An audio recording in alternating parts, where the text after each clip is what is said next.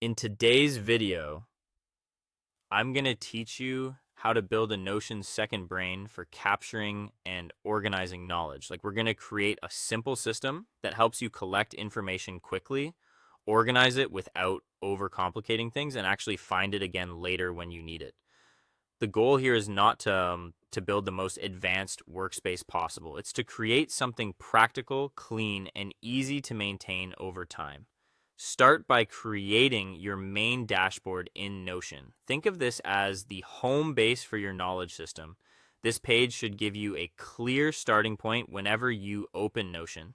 Keep it simple and focused. You want one central place where you can navigate to everything else, especially the parts of the system you'll use most often. A good dashboard reduces friction and makes it much easier to stay consistent. Next, add an inbox for quick notes, ideas, and links.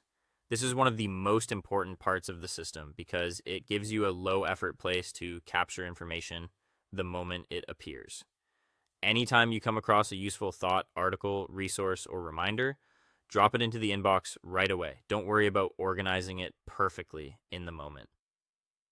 The purpose of the inbox is speed and convenience, so you never lose valuable information just because you were too busy to sort it. After that, create a notes database for all of your notes and resources. This will become the long-term storage area for the knowledge you want to keep.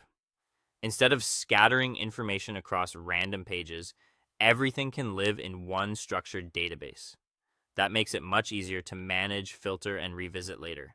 As your system grows, this database becomes the core library of your second brain.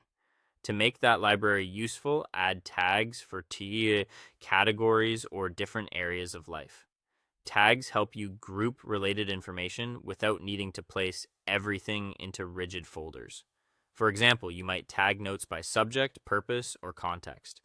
The key is to choose labels that make sense to you and that you'll actually remember to use consistently. You can also link notes to active projects when it's useful. This helps connect information with action.